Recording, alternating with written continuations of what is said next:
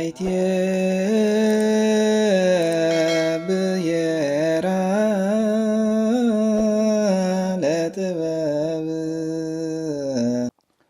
በስመ አብ ወወልድ ወመንፈስ ቅዱስ አሐዱ አምላክ አሜን። የእግዚአብሔር ቤተሰቦች እንደምን ሰነበታችሁ? አሜን። በምሕረቱ በቸርነቱ የጠበቀን አምላካችን ስሙ የተመሰገነ ይሁን። ባለፈው ሳምንት የዮሐንስ ወንጌል ምዕራፍ 1 ከቁጥር 19 ጀምሮ እስከ 34 ያለውን አይተን ነበር የቆምነው። ዛሬ ደግሞ እንግዲህ ከቁጥር 25 ጀምሮ ያለውን እና የዚህን ምዕራፍ የመጨረሻውን ክፍል እናያለን። እግዚአብሔር አምላካችን ለሁላችንም ምስጢሩን ይግለጽልን። አሁንም ከባለፈው ሳምንት ታሪክ የቀጠለ ነው። በማግስቱ ደግሞ ዮሐንስ ከደቀ መዛሙርቱ ሁለቱ ቆመው ነበር ይላል። ኢየሱስም ሲሄድ ተመልክቶ እነሆ የእግዚአብሔር በግ አለ። ሁለቱ ደቀ መዛሙርቱ ሲናገር ሰምተው ኢየሱስን ተከተሉት ይላል። እነዚህ የዮሐንስ ደቀ መዛሙርት የነበሩ ሰዎች ናቸው። ነገር ግን ራሱ ዮሐንስ በተደጋጋሚ ዋናው መምህር አሁን መጥቷል፣ ከዚህ በኋላ የኔ መምህርነት አልቋል፣ መከተል ያለባችሁ እሱን ነው፣ የሚጠቅማችሁ መምህር እሱ ነው እያለ በተደጋጋሚ ያመለክታችሁ ስለነበር አሁን እነዚህ ሁለት ደቀ መዛሙርት እውነተኛው መምህር ራሱን መስዋዕት አድርጎ ዓለምን የሚያድነው መምህር ይሄው ነውተ ሲመሰክር በቃ እንግዳውማ እኛ አንተ ራስ መስክረህ ከላከን ብለው ዮሐንስን ትተው ክርስቶስን ተከትለው እንደሄዱ ራሱ ወንጌሉ ይነግረናል። እነሱም ያው ገና ከክርስቶስ ተምረው ስለማያውቁ መጀመሪያ ትምህርቱን አይደለም የፈለጉት፣ በምን አካባቢ እንደሚኖር የት ያድራል። ምክንያቱም እነሱ የሚያስቡት የት እያደርን የት እየዋልን እንማራለን የሚል ስለነበረ ተከተሉት። ክርስቶስም ዞር ብሎ ምን ትፈልጋላችሁ አላቸው። ሲከተሉት ሰው ሲከተል ዝም ብሎ አይከድም፣ ስርዓትም ፈሊጥም አይደለምና ሲከተሉት አይቶ መለስ ብሎ ምን ፈልጋችሁ ነው? ፍላጎታችሁ ምንድን ነው? ከኔ ምን እናገኛለን ብላችሁ ትከተሉኛላችሁ? የሚል ጥያቄ አቀረበላቸው። እነርሱም ረቢ ወዴት ትኖራለህ አሉት። ረቢ ማለት እንግዲህ መምህር ማለት ነው። መምህር ሆይ ወዴት ትኖራለህ? ወዴት እንደምትኖር ማየት እንፈልጋለን፣ መኖሪያህን ማወቅ እንፈልጋለን አሉ። እንግዲህ ክርስቶስ ምንም ቤት የሌለው በምድረ በዳ እያደረ የሚያስተምር ራሱ እንዳህ ያደረገው እውነተኛ መምህር እንደሆነ ስለማያውቁ ምናልባት ቤት ይኖረዋል ብለው ነበረ። እኒህ ደቀ መዛሙርት እንግዲህ ከመጀመሪያውም ለስጋ የተመቸ ነገር አላገኙም። ከዚህ ቀደም የነበረው መምህራቸው ዮሐንስ ምንም ቤት የለውም፣ ግን አብዛኞቹ የዮሐንስ ደቀ መዛሙርት ቤታቸው እያደሩ መልሰው እየገቡ የሚኖሩ ናቸው፣ እሱ በረሃ ስለሚኖር። አሁን ደግሞ አዲስ መምህር ክርስቶስን ሲያገኙ ያስጨነቃቸው የመኖሪያቸው ነገር ነው። ምክንያቱም ሙሉ ጊዜያቸውን ለትምህርት ሰጥተው በዋለበት እየዋሉ ባደረበት እያደሩ ለመስራት የግድ ማረፊያ ማደሪያ ያስፈልጋቸዋል እና ጥያቄያቸው እዚህ ላይ ነው የጀመረው። ስለዚህ መምህር ሆይ ወዴት ትኖራለህ ብለው ጠይቀውታል። በምስጢር መምህር ሆይ እንዴት ባለ ሰውነት ታድራለህ የሚል ትርጓሜም አለው። እንዴት ባለ ሰውነት፣ በምን አይነት ሰው አድረህ ትኖራለህ የሚል ምስጢር አለው። ከዛ በኋላ እኔ መኖሪያ እንዲህ ነው፣ ደብረ ዘይት ነው የማድረው፣ ዋሻ ነው የማድረው፣ ቤት የለኝም ወይም እንደዚህ ነው አላላቸው። እንዲህ ያለ ማብራሪያም አልሰጣቸውም። መጣችሁ እዩ አላቸው። መጣችሁ እዩ። ምክንያቱም ስጋውያን ናቸውና የለኝም ቢላቸውም እኛን ማስከተል ስላልፈለገ ነው፣ እንዳንከተለው ፈልጓል ማለት ነው የሚል ስሜት ነው የሚሰማቸው። አለኝም እንዳይላቸው ምንም ቤት የለውም። ስለዚህ ከዚህ ሁሉ ነገር በዓይናቸው ቢያዩት አይሻልም ወይ ብሎ መጣችሁ እዩ አላቸው። መጥተው የሚኖርበትን አዩ ይላል። እንግዲህ ይሄ የተለየ የሚኖርበት ቤት ኑሮ አይደለም፣ የሚያስተምርበትን አካባቢ ነው ያዩት። እንግዲህ ይሄ ቦታው አሁን ቅፍርናሆም አካባቢ፣ ቤተሳይዳ ቅፍርናሆም አካባቢ ነው። በዋናነት በገሊላ ባህር ዙሪያ ክርስቶስ በተደጋጋሚ ወንጌል ያስተምርበት የነበረው ቦታ ያ ነውና ሂደው የሚያስተምርበትን አካባቢ ነው ያዩት። የባህር ዳርቻ ኮረብታ እና ጫካ ነው እንጂ ይሄ ነው የሚባል ቤት ሰው የሚያሳድር ወይም የሚያሳርፍ ነገር በዓይናቸው ማየት አልቻሉም። ግን ቢያንስ ኋላ ሲያስከትላቸው እንዴ ለምን ቀድመህ አልነገርከንም? እኛ እኮ ቤት ያለ መስሎን ነው፣ ማረፊያ የሚገኝ መስሎን ነው፣ እንዲህ መስሎን ነው ብለው እንዳይከራከሩ በቃልም አይደለም የነገርኳችሁ ወስጄ በዓይናችሁ አሳይቻችኋለሁ ለማለት ኑና እዩ አላቸው። ሂደው ያንን የሚያስተምርበትን አካባቢ ተመለከቱ። እነዚህ ደቀ መዛሙርት በዛው አልቀሩም፣ ያው አድረው ተመልሰዋል ወደ ማታ። ምንድነው የሚለው ወንጌሉ? የሚኖርበትን አዩ። በዚያም ቀን በእርሱ ዘንድ ዋሉ። 10 ሰዓት ያህል ነበረ። ከዮሐንስ ዘንድ ሰምተው ከተከተሉት ከሁለቱ አንዱ የስምዖን ጴጥሮስ ወንድም እንድርያስ ነበረ ይላል። ከክርስቶስ ጋር የዋሉት እስከ 10 ሰዓት ነው። እስከ 10 ሰዓት ውለው እንደገና ወደ ቅዱስ ዮሐንስ ተመልሰዋል። ምክንያቱም ገና ልባቸው ከቀደመው መምህራቸው አልተለያየም። የክርስቶስን እውነተኛ መምህርነት በትክክል አልተረዱም። ስላልተረዱ እንዲያው አኗኗሩን የትምህርት አሰጣጡን የትም ሊያኖራቸው እንደሚችል እነሱን አይተው እስከ 10 ሰዓት ውለው ተመለሱ። እንግዲህ ከነዚህ መካከል አንደኛው እንድርያስ ነው። ሁለተኛውን አንዳንድ ትውፊቶች ዮሐንስ ብለው የሚተረጉሙ አሉ። አንዳንዶች ደግሞ ሌላ ሐዋርያ ያደርጉታል። መጽሐፍ ቅዱስ ላይ ግን በትክክል ተገልጾ የምናገኘው እንግዲህ አንደኛው እንድርያስ እንደሆነ ነው። እንድርያስና ዮሐንስ እንደሆኑ በትርጓሜም ተቀምጦ እናገኛለን። ስለዚህ እንድርያስ ሲማር ስለዋለ ሲማር መዋሉ ጠቅሞት ስለ ክርስቶስ ለወንድሙ ለጴጥሮስ መመስከር ጀመረ። መማር ጥቅሙ ይሄ ነው። ሰው የሚማረው በአዋቂነቱ ሊደነቅበት ወይም የሚመሰገንበት አይደለም። ያገኘውን እውነት የሰማውን የመዳን ትምህርት ለሌሎች ሊተርፍ እውነትን ለሌሎች ሊያሳውቅ ነውና እንድርያስ አንድ ቀን ተምሮ ወደ ቅዱስ ጴጥሮስ ሄደ። ምንድነው የሚለው?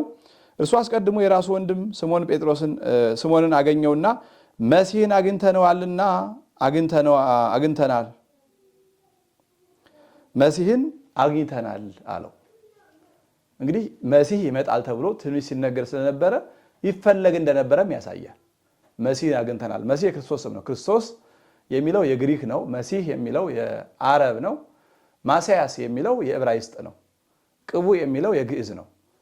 በተዋህዶ የከበረ ማለት ነው፣ ክቡር ማለት ነው። ወይም ደግሞ ንጉሥ በተሾመ ጊዜ ቅባ መንግስት ተቀብቶ ከብሮ ንጉሠ ነገሥት እንደሚባል የኛ ስጋ ከቃል ጋር በተዋሃደ ጊዜ ከብሮ ንጉሠ ነገሥት ፈጣሪ ዓለማት ተብሎ ስለተሾመ ልክ በንጉሥ አገላለጽ ተቀብቶ በነገሰ ንጉሥ አገላለጽ ክርስቶስ ቅቡ መሲህ ማስያስ ይባላል። አንዳንዶች ይህንን ይዘው ክርስቶስ መሲህ የተባለው አብ እንደ ንጉሥ እንደሚያነግስ ሊቀ ጳጳስ፣ ወልድ እንደሚነግስ ንጉሥ፣ መንፈስ ቅዱስ ደግሞ እንደ ማንገሻ ቅባት ሆኖ አብ በመንፈስ ቅዱስ ቀብቶ ወልድን አከበረው ብለው የሚያስተምሩ አሉ። ነገር ግን እንደሱ አይደለም። አካላዊ ቃል ክቡር ነው። ከስጋ ጋር ሲዋሃድ ስጋ ክብርን ከአካላዊ ቃል ወይም ከቃል አካል አግኝቶት ክቡር አምላክ ሆኗል። ስለዚህ በተዋህዶ ከበረ የምንለው ይሄንን ነው። በሚዋሃድበት ጊዜ ክብርን ከቃል ገንዘብ አድርጎ ማለታችን ነው። ስለዚህ በዚህ ሰዓት ቃል ከስጋ፣ ስጋ ከቃል ጋር ሲዋሃድ የቃል ገንዘብ ለስጋ፣ የስጋ ገንዘብ ለቃል ሲሆን የቃል ገንዘብ ክብር ነበረ፣ ለስጋ ተላልፎለት ስጋ ክቡር አምላክ መሆኑን የሚያመለክት አጠራር ነውና መሲህን አግኝተነዋልና ና ብሎ አንድ ቀን ተምሮ በአንድ ቀን ለወንድሙ ምስክርነት ሲሰጥ እናያለን። አሁን እኛ እንግዲህ በእግዚአብሔር ዘንድ የሚያስፈርድብን ይሄ ነው። ተምረን ብዙ አውቀን መምህራን ተብለን ስናበቃ ክርስቶስን የማያውቁ ክርስቶስን ያልተከተሉ ስለ ክርስቶስ ያልሰሙ እልፍ ብዙ ሰዎች አሉ። ከምዕመናን ወገን መሆን የነበረባቸው እነሱ እንደጠፉ እያወቅን ከጥፋታቸው አለመመለሳችን፣ ክርስቶስን ሳያውቁ እንደቀሩ እያየን ክርስቶስን እንዲያውቁ አለማድረጋችን ያስወቅሰናል። እንድርያስ አንድ ቀን ተምሮ ወንድሙን እየመለሰ ብዙ ወንድሞቻችን ሲጠፉ ዝም ማለታችን ያስወቅሰናል። እንግዲህ መሲህን አግኝተናል ላለው ትርጓሜውም ክርስቶስ ማለት ነው። ወደ ኢየሱስም አመጣው ይላል። መንገድ ብቻ አይደለም፣ ና ብሎ ስዋ አምጥቶ ወደ እውነተኛው መምህር ወደ ክርስቶስ አደረሰው። ይሄ የእንድርያስን በጣም ታላቅነት፣ ትጉህነት በኩረ ሐዋርያት ይባላል እንድርያስ። ምክንያቱም ከሁሉ አስቀድሞ ሂዶ ከክርስቶስ እግር የተማረ ከሁሉ አስቀድሞ ደግሞ የተማራትን ማስተማር የጀመረ የሐዋርያት በኩር ስለሆነ እንድርያስ ማለት ተባዕለ መስቀል በኩር ሐዋርያት ይሉታል መምህራኑ። ተባዕለ መስቀል ማለት መስቀልን መከራን ለመቀበል የጨከነ የቆረጠ ማለት ነው። በኩር ሐዋርያት ማለት ቀድሞ ለመማርም ለማስተማርም የተገኘ ነውና አንድ ቀን ተምሮ ወንድሙን አስተማረ። ከዛም ወደ ኢየሱስ አመጣው። ኢየሱስም ተመልክቶ አንተ የዮና ልጅ ስምዖን ነህ፣ አንተ ኬፋ ትባላለህ አለው። ትርጓሜውም ጴጥሮስ ማለት ነው ይላል። አሁን ጌታችን የጴጥሮስን ልብ ለመደገፍ ሲል የዮና ልጅ አለው። እሱን ቢያውቀው ግድ የለም እንድርያስ ነግሮት ነው ይባላል። ነገር ግን አባቱን ጭምር ጠራለት። የተሰወረን ነገር የሚያውቅ መሆኑን እንዲረዳ ነው። ክርስቶስና የጴጥሮስ አባት በምንም መንገድ በአካባቢም ተገናኝተው ተዋውቀው አያውቁም። ግን የማያውቀውን የተሰወረውን ሁሉ የሚያውቅ አምላክ መሆኑን ለማስረዳት አንተ ስምዖን የዮና ልጅ ስምዖን ነህ አለው።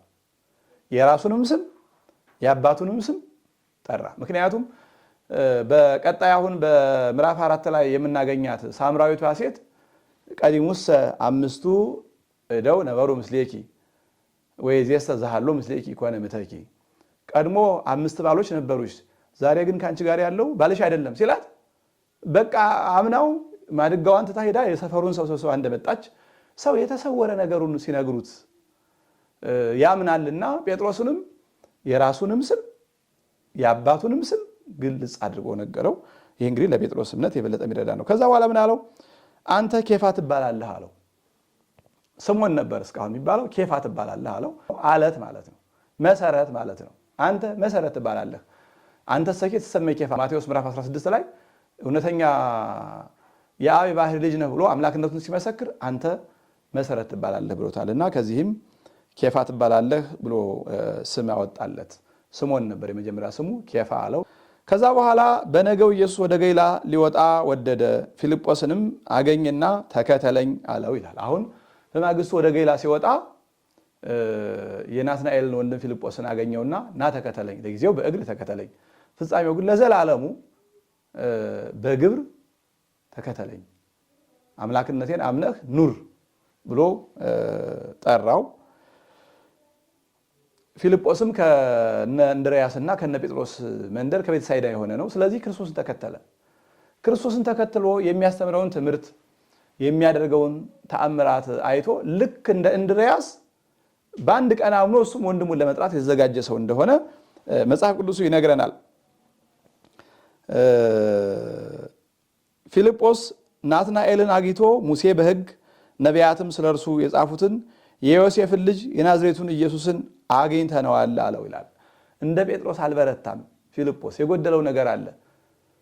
ሙሴ በኦሪት ነቢያት በትንቢት የተናገሩለት ካለ በኋላ የዮሴፍ ልጅ ማለት አልነበረበትም። አይሁድ የሚጠሩበትን ስም ወስዶ የዮሴፍን ልጅ አግኝተነዋል ብሎ የዮሴፍ ልጅ ያለው አላዋቂነቱን ያስረዳል። ገና ያልተረዳው ነገር ስለሆነ የዮሴፍ ልጅ የሚሉት ሁሉ የተሰናከሉ እንደሆኑ በማርቆስ ወንጌል ተመዝግቦ እናገኛለን። እንደመሰላቸው ይላል የዮሴፍ ልጅ እንደመሰላቸው፣ ለአይሁድ የመሰላቸው የዮሴፍ ልጅ ነበር እና ማርቆስ ሲጽፍ ለአይሁድ እንደመሰላቸው የዮሴፍ ልጅ የማታን ልጅ እያለ ይጽፋልና አሁን ናትናኤልም ማነው ፊልጶስም መስሎት ባለማወቁ አይሁድ የሚጠሩትን ስም እሱም ጠርቶ ሙሴ በኦሪት ነቢያት በትንቢት ስለሱ የመሰከሩለትን ካለ በኋላ እንደገና ወርዶ የዮሴፍን ልጅ የናዝሬቱ ኢየሱስን አገኘ ነው ብሎ መሰከረ። የሚያስመሰግነውም የሚያስነቅፈውም ነገር አለ። የሚያስመሰግነው በአንድ ቀን ተምሮ በነቢያት ሲጠበቅ የነበረው መሲህ እንደመጣ አውቆ በእሱ ማመን እንደሚጠቅም አውቆ ወንድሙ ናትናኤልን ወደ ክርስቶስ ለማምጣት ጥረት ማድረጉ የሚያስመሰግነው ነው። የሚያስነቅፈው ግን ነቢያት የተናገሩለት ካለ በኋላ የዮሴፍ ልጅ ብሎ ርቁ ሲማድረጉ ነው። ይሄ አላዋቂነቱን የሚያመለክት ነው። ናትናኤልም ያው የናዝሬቱን ኢየሱስን ሲለው በውኑ ከናዝሬት ደግ ሰው ሊወጣ ይቻላልን አለው። ናዝሬት ገሊላ በዛ ዘመን በጣም ያልሰለጠነ ማህበረሰብ፣ እንደውም በተለይ ናዝሬት አካባቢ ወደ ገሊላ የሚጓዘውን ወደ ቃና የሚያልፈውን ሰው መንገድ ላይ ዱር ቦታ ላይ ተደፍጠው ሽፍቶች ገንዘብ የሚቀሙበት የሚዘርፉበት አካባቢ ስለነበረ የአካባቢውም ስሙ የጠፋ ነበረ። ስለዚህ ስሙ የጠፋ አካባቢ ስለነበረ ከዛ ሰፈር እንኳን መሲህ ክርስቶስ አይደለም ደህና ሰው ይወጣል ተብሎ የማይጠበቅ እስከመሆን ደርሶ ነበር አካባቢው ስለተበላሸና አንዴ ስሙ ሲጠፋ ግን ነውና በዚህ ዓለም አሪዶ ናትናኤል እንዴ ከናዝሬት ደግ ሰው ይወጣልን እንዴት ሆኖ ብሎ ይናገራልና አሁን ናትናኤል ይሄ ፊልጶስ አንድ ቀን ነው የተማረው ለእንዲህ ያለው ጠንካራ ነገር መልስ የለውም ክርስቶስን ማግኘቱን ማመን እንዳለበት አውቋል ወንድሙንም መውሰድ እንዳለበት አውቆ ነግሮታል እንጂ ከዚያ በኋላ ከገሊላ ይወጣ ከቤተልሔም ይወጣ ከናዝሬት ይወጣ ለዚህ የሚበቃ መልስ ስላልነበረው ከናዝሬት መልካም ነገር ሊወጣ ይችላልን አለው ፊልጶስ የመለሰው መልስ መተህይ ነው ያለው ጌታችን ኑና እዩ እንዳላቸው መምህር ወዴት ትኖራለህ ሲሉት ኑና እዩ እንዳላቸው ይችን ምስጢር ይዞ እሱም መተህይ ያለው እንደሆነም እንዳልሆነም አሁን የነገርኩህ መሆን አለመሆኑን የባህሪ አምላክ መሆን አለመሆኑን ከናዝሬት ደግ ሰው መውጣት አለመውጣቱን አንተ ራስህ መተህ እኔ አሁን እንዲህ ነው እንዲያ ነው ብዬ መናገር አልችልም ብሎ ከዚህ በላይ ያለውን መልስ መመለስ ባይችልም ወንድሙ ናትናኤል ግን ከእምነት እንዳይቀርበት ከክርስቶስ እንዳይለይበት ጎትጉቶታል በጣም መልካም ነገር ነው ያደረገው ለክርስቲያን የሚገባ ለአንድ ኦርቶዶክሳዊ ይሄ ነው ቢቻል እውነተኛውን ሃይማኖት አውቆ ማስተማር የሳቱትን መመለስ የካዱትን ማምጣት ካልሆነ እንኳን ወደ ቤተክርስቲያን ማምጣት ወደ መምህራን ማድረስ ኑና ተማሩ እኔ ባላውቅ እንኳን ቤተክርስቲያን መልስ አላት እኔ ባላውቅ ቤተክርስቲያን ትምህርት አላት እኔ ባላውቅ ቤተክርስቲያን መምህር አላት ኑ ብሎ ከቤተክርስቲያን ማድረስ ፊልጶስ ያደረገው ይሄ ነው እኔ አልችልም ግን እውነተኛነቱ ገብቶኛል አልችልም እና ከእውነተኛው ከራሱ ላገናኝና እዚያው ተረዳው ብሎ አምጥቶ አገናኘው ከዛ በኋላ የጴጥሮስ ሃይማኖት እንዲጸና ጌታችን ገና ሲመጣ አንተ ስምዖን የዮና ልጅ ነህ ብሎ አባቱንም የእርሱንም ስም ቀድሞ እንዳወቀና ከዚህ በኋላ ግን ኬፋ ትባላለህ ብሎ ጴጥሮስን እንዳሳመነው ለናትናኤልም እንዲህ ያለ ነገር ይነግረዋል ክርስቶስ ናትናኤል ገና ሲመጣ ተመልክቶ ኢየሱስ ናትናኤልን ወደ እርሱ ሲመጣ አይቶ ስለ እርሱ ተንኮል የሌለበት በእውነት የእስራኤል ሰው እነሆ አለ በአማን እስራኤላዊ ዘአልቦ ጽልሁት ውስተ ልቡ ተንኮል ክፋት በልቡናው የሌለበት እውነተኛ እስራኤላዊ አሁን ገና መጣ ብሎ ለናትናኤል መሰከረለት እንግዲህ ይሄ የናትናኤል እምነት የፊልጶስም እግረ መንገዱን ይበረታል በተለይ ግን አዲስ የመጣው የናትናኤል እምነት እና ዕውቀት እንዲጸናና እንዲበረታ ጌታችን ናትናኤልን አመስግኖ ቂም ተንኮል የማያውቅ ሰው መሆኑን ገለጸለት ሁለቱም ናትናኤልን ይስበዋል አንደኛ መመስገኑ ሰው ደግ ነህ ሲሉት በተለይ እውነት ሆኖ ከተገኘ ጥሩ ሰው ነህ ተንኮል ቂም ተንኮል የለብህም ሲባል ደስ ይለዋልና ክርስቶስም ደስ አሰኝቶ ማስተማር ስለሆነ ዓላማው በአማን እስራኤላዊ ዘአልቦ ጽልሁት ውስተ ልቡ ብሎ መሰከረለት ተንኮል የሌለበት እውነተኛ እስራኤላዊ ብሎ በሌላ መንገድ ደግሞ የልቡናዬን እንዴት ቢያውቅ ነው ተንኮል የሌለብኝ እውነተኛ እስራኤላዊ መሆኔን እንዴት ሊያውቅ ቻለ ብሎ ይሄማ የባህሪ አምላክ ቢሆን ነው እውነትም አምላክ ነው ብሎ ነገሩን እንዲረዳው በዚህ መንገድ ተቀበለው ናትናኤል ግን ክርስቶስ እንዲበለው እንጂ ናትናኤል ለክርስቶስ የመለሰው በዚህ መንገድ አልነበረም እንደው ቀና የሚባል መልስ አልነበረም ወዴት ታውቀኛለህ ነው ያለው ወዴት ታውቀኛለህ በልቤ ቂም በቀል ይኑር አይኑር ተንኮለኛ ልሁን አልሁን እውነተኛ ልሁን ሐሰተኛ በምን ታውቀኛለህ ብሎ መልሶ ጥያቄ አቀረበ ነገር ግን ያው በቀላሉ ያሸንፈዋል ኢየሱስም መልሶ ፊልጶስ ሳይጠራህ ከበለስ በታች ሳለህ አየሁ አለው ይቺ በለስ በትክክል ናትናኤልና ክርስቶስ የሚግባቡባት ናት ናትናኤል እንግዲህ በመጽሐፍ ቅዱሱ በዝርዝር የተቀመጠ ነገር የለም ከበለስ በታች እንዴት እንዳወቀው ፊልጶስን ግን ልቡ መቶታል ማን ነው ናትናኤልን ልቡ መቶታል ስለዚህ እዛ በለስ ስር የሚያውቀው ነገር አለ ማለት ነው እና የሐዲስ ኪዳን መተርጉማን ከብዙ ከልዩ ልዩ ምንጭ ፈልገው ናትናኤል ከበለስ ግርጌ ተቀምጦ ኦሪትን ሲያስተረጉም ይኖር ስለነበረ ያንን አውቅልሃለሁ ሲለው ነው ባለጸጋ ስለነበረ ከበለስ ጥላ ተቀምጦ ፈረስ ሲያስፈትን ወይፈን ሲያቀና ይውል ነበርና ያንን እንዳወቀበት ሲነግረው ከምንም በላይ ደግሞ ሄሮድስ ሕፃናትን ባስፈጀ ጊዜ እናቱ በብረት ቀፎ አድርጋ እንዳይሞትባት ከበለስ ስር ደብቃ አድነዋለች ፊልጶስን እና ያኔ ያዳንኩ እኔ ነኝ ሲለው ነው። እና ሌሎቹንም እንደዚህ ያሉ ምክንያት ያስቀምጣሉ ሊቃውንት። አሁን ይሄ የተለየ ምስጢር ነው። ናትናኤል የግል ምስጢሬ ብሎ የደበቀውን ነገር ገልጾ ነገረው። ለጴጥሮስ የራሱን ስም የአባቱን ስም ነግሮ፣ ለሳምራዊቷ ሴት የነበሯትን የሞቱባትን 5 ባሎችና አሁን የተደበቀውን ባሏን ጠቅሶ እንዳሳመናቸው ናትናኤልንም እናቱ ነግራው እኔ በሄሮድስ ጊዜ ልትገደልብኝ ነበረ፣ በቀፎ አድርጌ ከበለስ እግር ስር አድርጌ ነው ከሞት የተረፍክልኝ ልጄ እያለች አሳድገው ነበርና ይሄ የግል ምስጢሩ ነው። የግል ምስጢሩን ነገር አብረው አላደጉ፣ በአንድ አካባቢ አልተወለደም። ፊልጶስ ሳይጠራህ ከበለስ በታች ሳለህ አውቅሃለሁ አለው። ሌላም እኛ የማናውቀው ምስጢር ይኖራል። አሁን ሊቃውንት ከልዩ ልዩ ምንጭ እነዚህ ምክንያቶች ገልጸዋል። ግን ደግሞ ክርስቶስና ናትናኤል የተግባቡበት ክርስቶስ ከበለስ ስር ተቀምጦ የሰራው በጎም ይሁን መጥፎ ስራ ግን ድብቅ ምስጢር አለ። ስለዚህ ክርስቶስ ያንን ነው የነገረው። ፊልጶስ ሳይጠራህ ከበለስ በታች ሳለህ አውቅሃለሁ አይቻለሁ አለው። ያን ጊዜ ናትናኤል በዚሁ ተሸነፈ። እቺ የግል ምስጢሩ ስለነበረች ድብቅ ምስጢሩ ስለነበረች በቃ ይሄን ያወቀውማ እውነተኛ መምህር እውነተኛ የባህሪ አምላክ ቢሆን ነው ብሎ በዚህቹ በአንዲት ቃል ተሸነፈ። ናትናኤል መልሶ መምህር ሆይ አንተ የእግዚአብሔር ልጅ ነህ፣ አንተ የእስራኤል ንጉሥ ነህ አለው ይላል።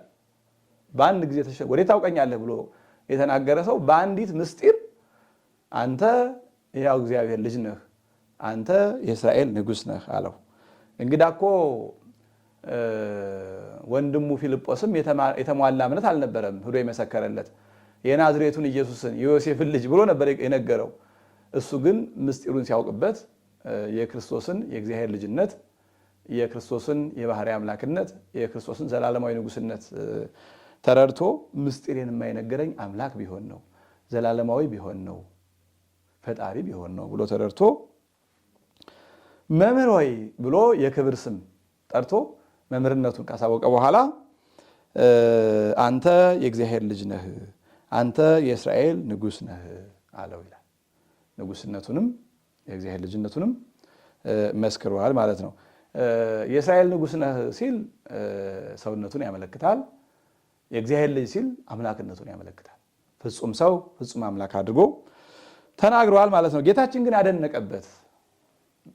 ምክንያቱም ቅዱም በአማን እስራኤላዊ ዘአልቦ ጽሉት ሰልቡ በልቡናው ቂም ተንኮል የሌለበት እውነተኛ እስራኤላዊ ዛሬ ገና መጣ ሲለው ወዴት ታውቀኛለህ ነበር ያለው። አሁን ከደቂቃዎች በኋላ ወዴት ታውቀኛለህ ያለ ሰው በለስ የምትል አንድ ቃል ስትጠራ ወዲያው ተመልሶ እንደገና የእስራኤል ንጉሥ ነህ፣ አንተ እግዚአብሔር ነህ፣ የእግዚአብሔር ልጅ ነህ ብሎ መመስከሩ ጌታችን አስደነቀውና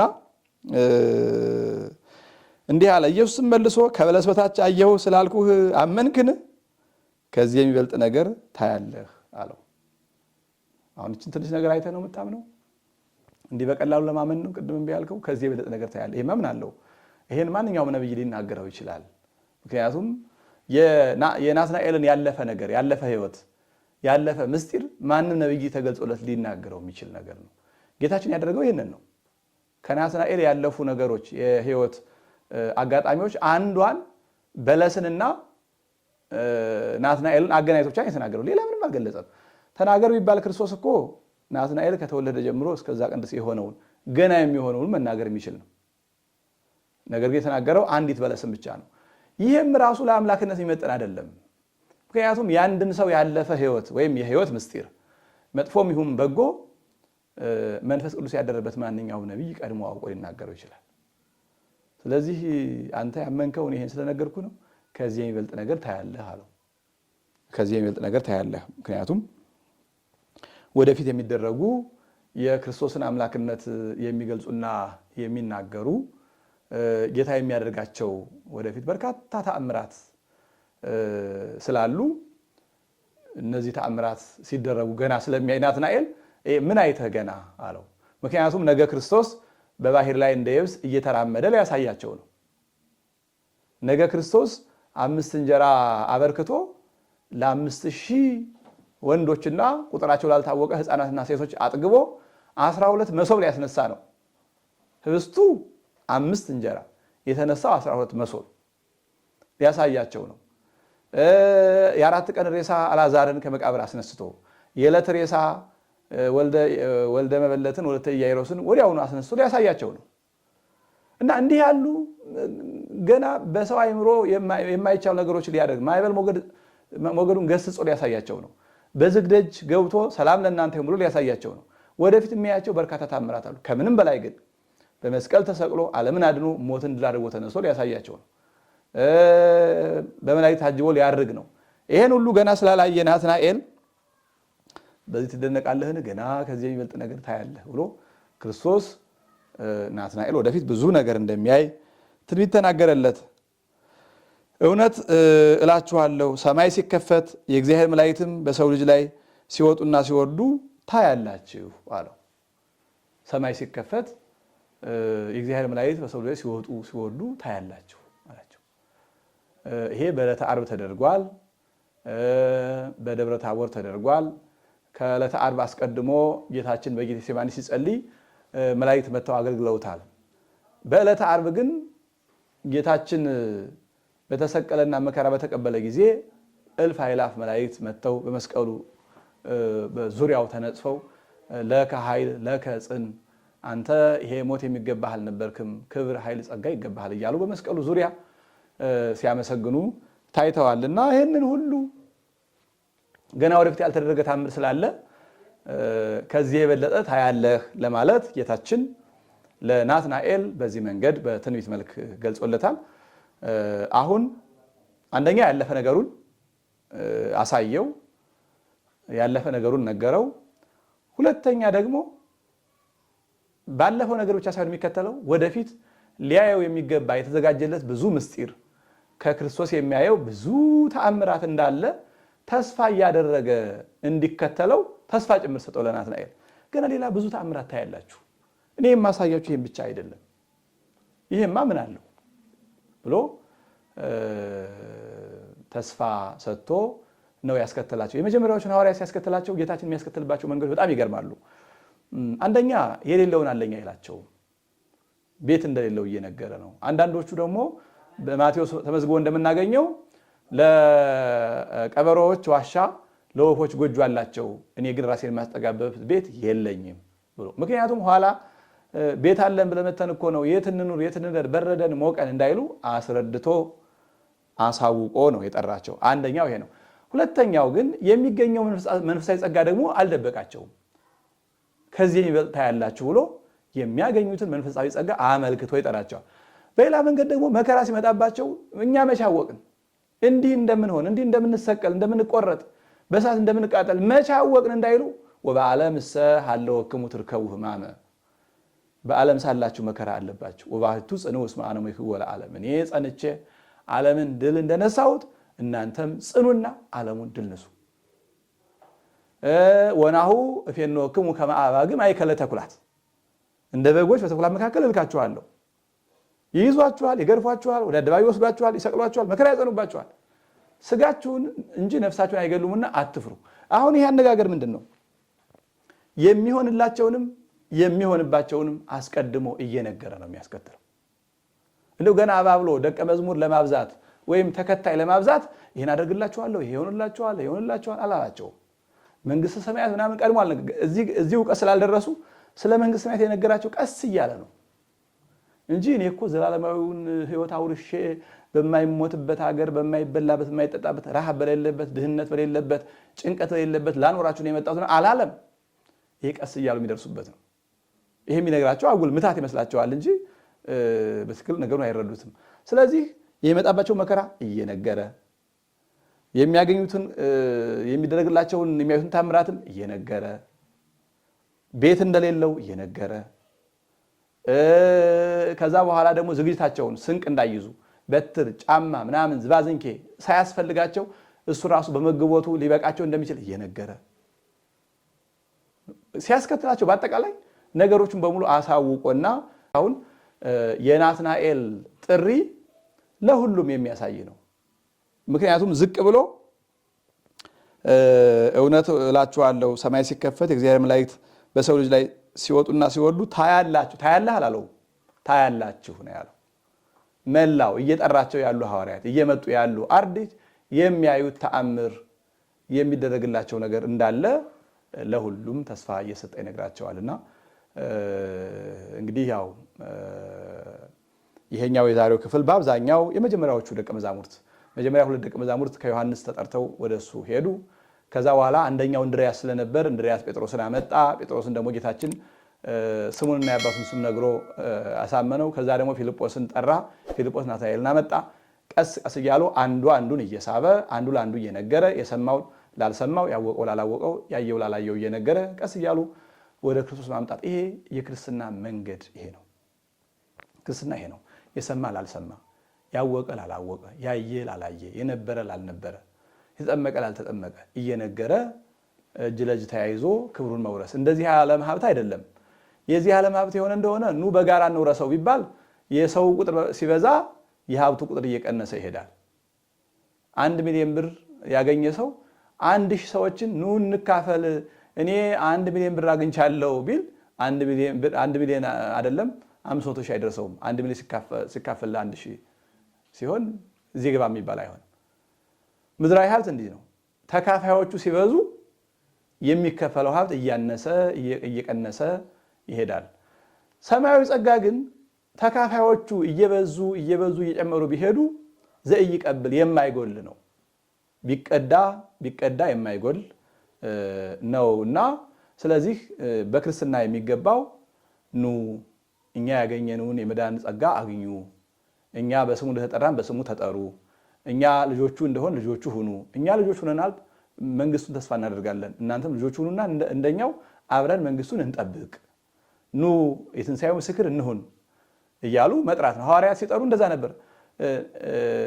ሲሾሙም እንደዛ ነው። ከመ ትኩን ስማ ተንሥኦቱ ምስሌነ፣ ና ከኛ ጋር የትንሣኤው ምስክር ትሆናለህ እያሉ ይጠሩ ነበር። እና ክርስትና መሳብና መሳሳብ ነው።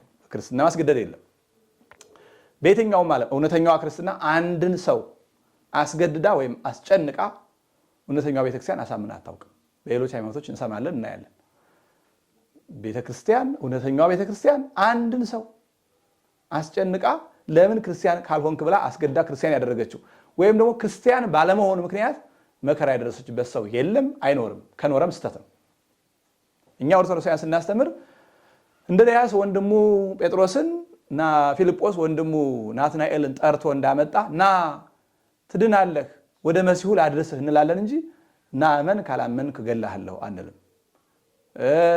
እና የግድ ብለን በግድ አናሳምንም። አይ እምቢ አላምንም ቢልም መከራ እናደርስበትም። አለማመኑ እሱን ይጎዳዋል እንጂ እኛ ምን ይጎዳናል? ስለዚህ ክርስትና የሰፋው በፍቅርና በመሳሳብ እንደሆነ የሚያመለክት ነው። በቀጣይ እንግዲህ ሁለተኛውን ምዕራፍ የዮሐንስ ወንጌል ምዕራፍ 2 ክፍል 1 እናያለን። እግዚአብሔር አምላካችን የወንጌላዊን በረከት በእኛ ላይ ያሳድርብን፣ ይቆየን። ወበአይቴ ተረክበ አሰረ